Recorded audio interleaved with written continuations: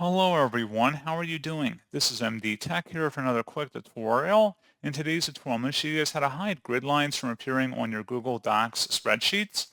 So this should hopefully be a pretty straightforward process, guys. And without further ado, let's go ahead and jump straight into it.